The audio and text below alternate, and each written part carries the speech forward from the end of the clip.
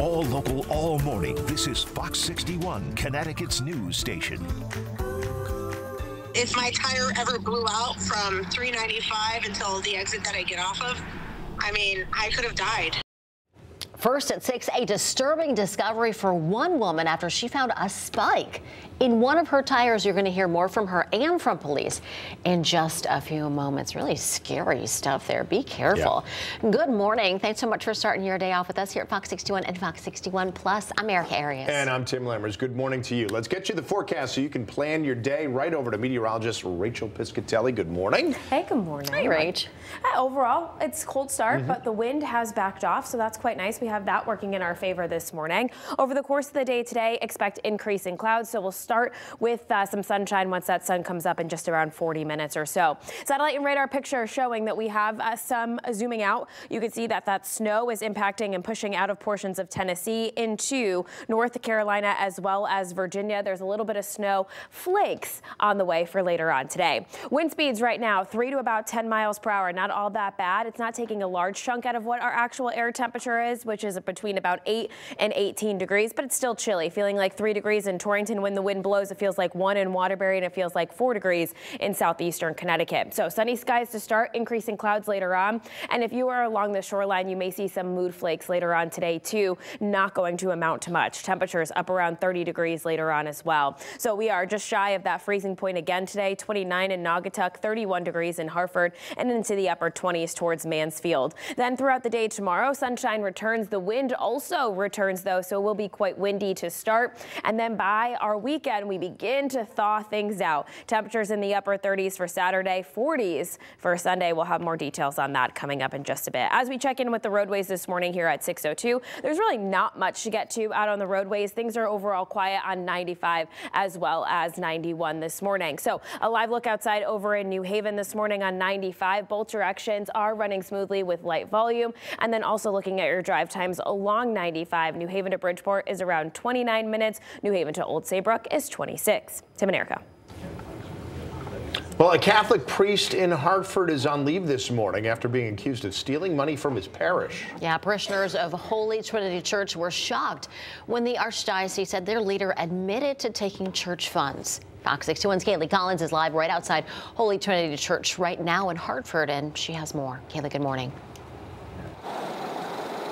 Good morning. Surprising news to the parishioners here at Holy Trinity when they learned that Father Charles Jacobs has been accused of stealing church funds. He has been placed on leave as the Archdiocese of Hartford investigates these allegations. And they learned of these allegations during a mass in late January. That was when the very Reverend John Melnick informed parishioners that Jacobs had admitted to allegedly misusing these parish funds for his own personal use.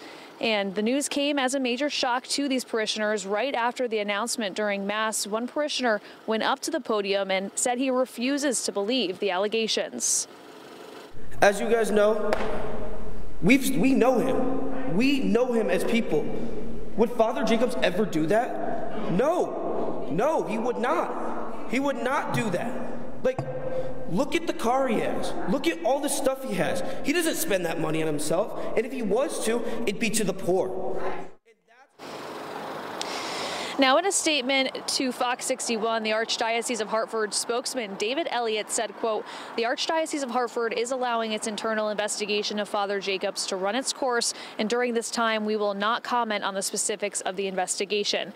Archbishop Coyne is committed to full transparency in any matters of this type and chose to let the Holy Trinity community know what was happening with Father Jacobs. This was understood to be something that would not be received well by many in that community, but nevertheless, the information was made public." Now, during this investigation, Holy Trinity will be run by another priest, and we have reached out to Hartford Police to learn if Father Jacobs will be facing any criminal charges. As soon as we hear back about that, we will let you know. We've also reached out to Father Jacobs for comment, and we'll let you know if and when we hear back on that as well. Reporting live in Hartford this morning, Kaylee Collins, Fox 61. All right, Kaylee, thanks so much for the update. Well, New London police officers say 35-year-old Megan Perry was the person who crashed a car into an apartment late Tuesday night.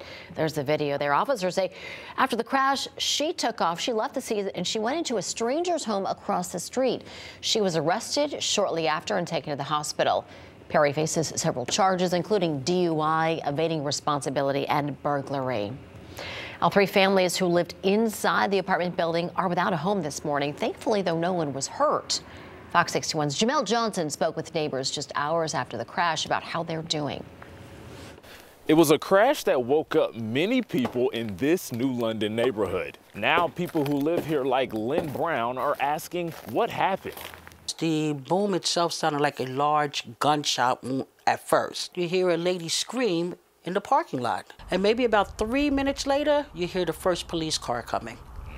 And then when I looked up, there were trucks, fire trucks, and police cars everywhere. Brown said she could not go outside on her own to see the aftermath because she's disabled. She said she was in shock when she saw her neighbor's pictures of the damage. It was scary. It was quite scary. I was told by my neighbor across the hall, Carly, because I sent her to investigate, that the car went through, like, inside of the bathroom. The crash happened just a few feet away from the side where Brown lives. I'm disabled. I'm in a wheelchair. And last night I was by myself. So if it would have happened over here, how was I going to get downstairs? Brown has lived here for several years with her son. She said she's never seen anything like this before. Honestly, I'm from New York. I'm from New York. I'm used to it. I basically could stay here by myself, like I said, in the wheelchair, and I'm not afraid of anything. And yesterday, out of the entire time that we've lived here, was the first time that I was actually afraid. In New London, Jamel Johnson, Fox 61. As promised, the Trump administration is deporting illegal immigrants across the country, and many of them, and even some immigrants who are here legally, have said they're worried about what encounters with immigration officials will go like. So state leaders are holding meetings to help people know how to handle those encounters. Fox 61's Kay Pattyfoot attended one of those meetings last night. Wednesday night in Hartford, the topic of discussion was immigration. Lawyers and leaders spoke with the community about immigration and the importance of knowing your rights. State leaders joined members of the Hartford community to talk about immigration Wednesday night. State Representative Bobby Gibson says it's important to have this conversation because so many people are afraid of what's going to happen next.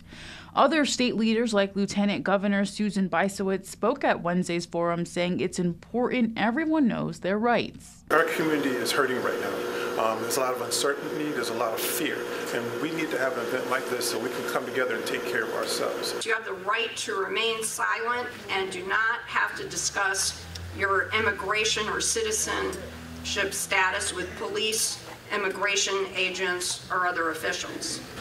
And if an immigration agent asks to search you, you have the right to say no.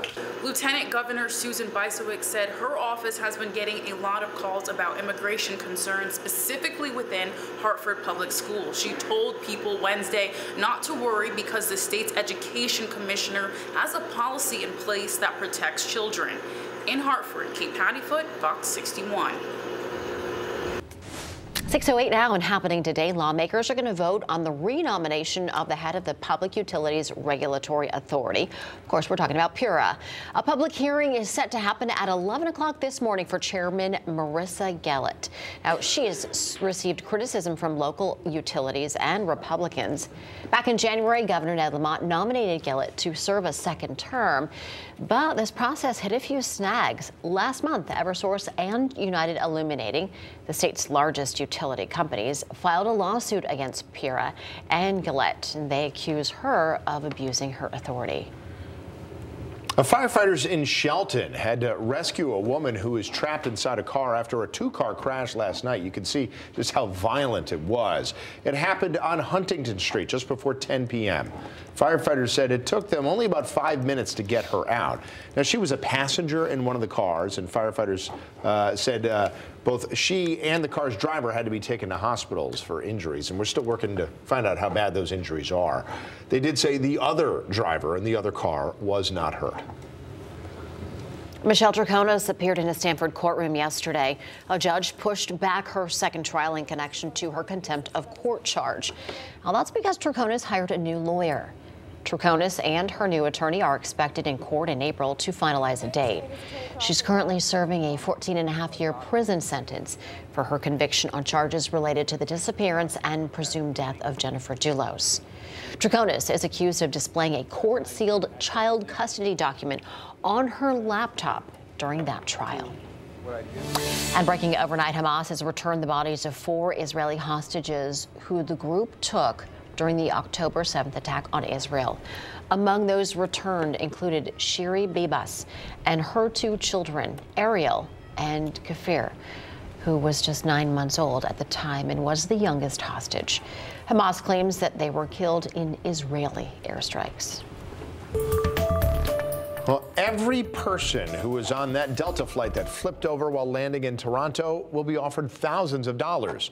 Delta said it's going to offer $30,000 to be exact to all 76 passengers and to all 4 crew members. In a memo, the company is making the claim that the offer is no strings attached, meaning the airline said the offer will not affect the passengers' rights going forward. Yesterday, crews were removing debris from the runway where the crash happened there at Pearson Airport, Pearson International in Toronto. In the meantime, a first responder who was on the plane was honored in a special ceremony.